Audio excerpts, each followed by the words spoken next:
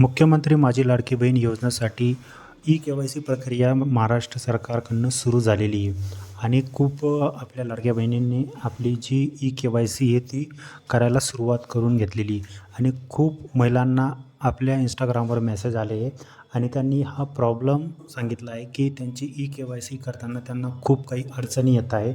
जसं की त्यांना आधार कार्ड जो आहे ते यादीत समाविष्ट नाही असा एक प्रॉब्लेम येतो आहे. त्याच्यानंतर ई-के-वाय-सी प्रक्रिया पूर्ण करण्यासाठी तुमच्या वडिलांच्या पतीची माहिती द्या असा एक प्रॉब्लेम येतो आहे किंवा त्यांना ओ-टी-पी सेंड केल्यानंतर ओ-टी-पीच येत नाही किंवा त्यांना खूप काही जागेवरती त्यांना होय करायचं आहे का नाही करायचं आहे तेही त्यांना कळत नाही आहे किंवा ई-के-वाय-सीची जी शेवटची तारीख काय आहे त्यांना हे माहीत नाही आहे आणि खूप महिला अशा आहेत ज्यांचे वडीलही नाही आहे आणि त्यांचे हजबंड पण नाही आहे. तर या संदर्भात काय करायचं असे खूप काही प्रॉब्लेम येत आहे. तर त्या सगळ्यांचं सोल्युशन आजच्या व्हिडिओमध्ये मी तुम्हाला सांगणार आहे. व्हिडिओ मोस्ट इम्पॉर्टंट आहे, पूर्ण पहा आणि आपल्या ज्या लाडक्या बहिणी त्यांच्यासोबत व्हिडिओ नक्की शेअर करा. तर चला आजचा व्हिडिओ सुरू करूया. तर सर्वात अगोदर जो प्रॉब्लेम येतो आहे तो म्हणजे ओ-टी-पी नाही येते. जसं तुम्ही आधार कार्ड नंबर टाकता आणि सेंड ओ-टी-पीवरती क्लिक करता तर तुम्हाला ओ-टी-पी येत नाही. तर याचं कारण हे आहे की आता सध्या 2 करोडपेक्षा जास्त लाडक्या बहिणींनी या योजनेचा लाभ घेत आहे आणि सर्वजण ई-के-वाय-सी प्रक्रिया करत आहे. म्हणून सर्व्हर डाऊन असल्यामुळे वेबसाईट हँग होऊन जाते आणि तिच्यावरती जास्त लोड असल्यामुळे ओ-टी-पी येत नाही. आधार ऑथेंटिकेशननी ही प्रक्रिया होणार आहे. तर तुम्ही सर्वात चांगला एक पर्याय सांगतो तुम्हाला जर ई-के-वाय-सी करायची असेल तर रात्री 11 वाजेनंतर ई-के-वाय-सी करा. तुम्हाला ओ-टी-पी पण सक्सेसफुली येईल आणि कुठलाही लोड होणार नाही. वेबसाईट जी हँग होत आहे तेही होणार नाही. एकदम 2 मिनिटात तुमची ई-के-वाय-सी प्रक्रिया पूर्ण होऊन जाईल आणि तुम्हाला कुठलाही प्रॉब्लेम होणार नाही. तर दिवसाला तुम्ही ई-के-वाय-सी करूच नका, म्हणजे तुम्हाला प्रॉब्लेम येणार नाही. ठीक आहे. ओ-टी-पी न येण्याचं कारण जास्त लोड असल्यामुळे ओ-टी-पी येत नाही आहे.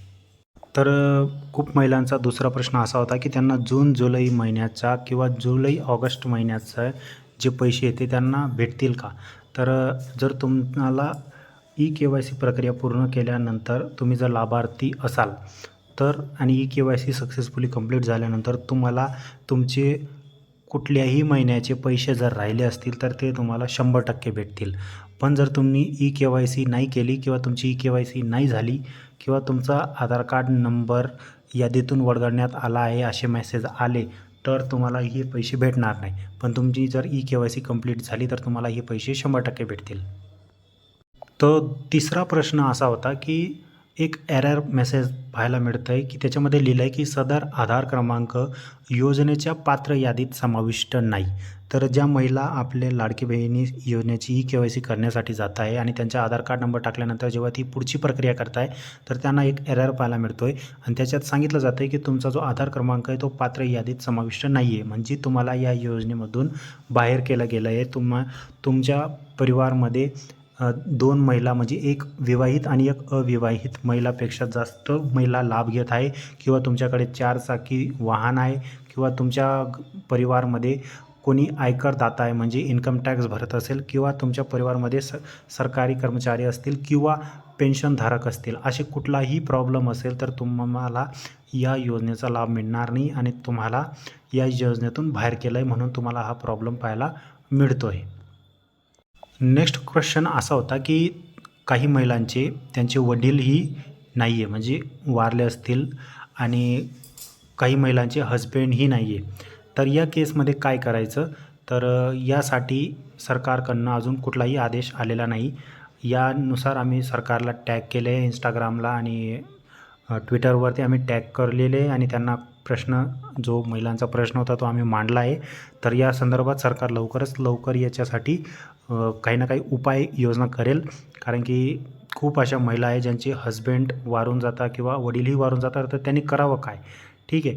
तर ज्यांची वडीलही नाही आणि हजबंडही नाही तर त्यांनी काय करावं? त्यासाठी अजून कुठलीही माहिती नाही आहे. तर त्यासाठी सरकार लवकरात लवकर काहीतरी उपाययोजना करतील आणि त्या संदर्भात आम्ही तुम्हाला आमच्या नेक्स्ट व्हिडिओमध्ये तुम्हाला ती माहिती देऊ. तोपर्यंत अजून काहीही अपडेट नाही आहे. तर नेक्स्ट क्वेश्चन असा आहे की ई-के-वाय-सी प्रक्रिया पूर्ण करण्यासाठी तुमच्या वडिलाची पतीची माहिती द्या. तर खूप महिलांचा असा प्रश्न होता की ई-के-वाय-सी करताना नेमकं कोणाची माहिती द्यायची? हजबंडची द्यायची की वडिलांची द्यायची? तर तुमच्या आधार कार्डवर ज्या महिला ई-के-वाय-सी करताय, ज्या योजनेचा लाभ घेत आहे, त्या महिलेच्या आधार कार्डवर जर हजबंडचं नाव असेल तर त्यांना हजबंडचा आधार कार्ड नंबर द्यावा लागेल. जर त्यांच्या आधार कार्डवर त्यांच्या वडिलांचं नाव असेल तर त्यांना वडिलांचं नाव आधार कार्ड नंबर द्यावा लागेल. ठीक आहे. तुमच्या आधार कार्डवर ज्यांचं नाव असेल त्यांचाही आधार कार्डने तुम्हाला ई-के-वाय-सी करावी लागेल. मग ते तुमच्या आधार कार्डवर वडील असतील तर वडिलांची, नाही तर हजबंड असतील तर हजबंडच्या आधार कार्डने. ठीक आहे. तर यामध्ये तुम्हाला निवडायचं असेल. चला नेक्स्ट क्वेश्चनकडे वळूया. तर ई-के-वाय-सी करताना तुम्हाला एक ऑप्शन पाहायला मिळाला असेल जिथं लिहिलं आहे की माझ्या परिवारामध्ये, माझ्या कुटुंबामध्ये एक विवाहित आणि एक अविवाहित महिलाही या योजनेचा लाभ घेत आहे आणि खाली तुम्हाला निवडा ऑप्शन पाहायला मिळतो. तिथं तुम्हाला होय आणि नाही असं करायचं आहे.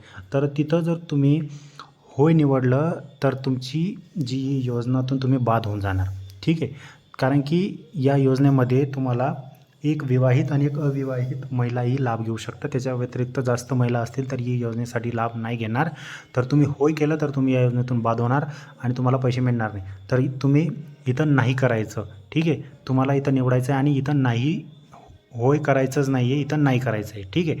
आणि ई-के-वाय-सी प्रक्रिया पूर्ण करायची आहे. आता या व्हिडिओमधला आपला सर्वात लास्टचा प्रश्न म्हणजे की ई-के-वाय-सीची शेवटची तारीख काय आहे? तर ई-के-वाय-सी करण्यासाठी महाराष्ट्र सरकारने पूर्ण 2 महिन्याची तारीख दिलेली, 2 महिन्याचा जो तुम्हाला टाईम दिलेला आहे. तर या 2 महिन्यामध्ये पूर्ण महिलांना ई-के-वाय-सी करायची आहे, अन्यथा तुम्हाला या योजनेचा लाभ मिळणार नाही. ठीक आहे. तर या ई-के-वाय-सीची शेवटची तारीख आहे. तर ई-के-वाय-सी करण्यासाठी हा सप्टेंबर महिना आहे, ऑक्टोबर, नोव्हेंबरच्या लास्ट वीकपर्यंत तुम्ही ई-के-वाय-सी करू शकता. ठीक आहे. एवढा टाईम तुमच्याकडे आहे.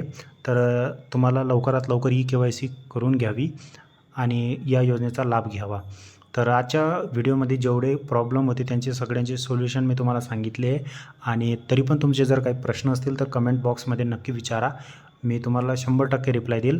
आणि इंस्टाग्रामवर फॉलो नक्की करा. तिथं तुम्हाला पर्सनली मेसेज पण करता येईल. इंस्टाग्रामला पण आपली ID-चं नाव आहे सेतू केंद्र. तिथं जाऊन फॉलो करा. नक्की तुम्हाला प्रश्नांची उत्तरं भेटतील. तुमचा प्रश्नांची 100% रिप्लाय दिला जाईल. तर आपण भेटूया असेच नवीन व्हिडिओसोबत. तोपर्यंत धन्यवाद. जय हिंद, जय महाराष्ट्र.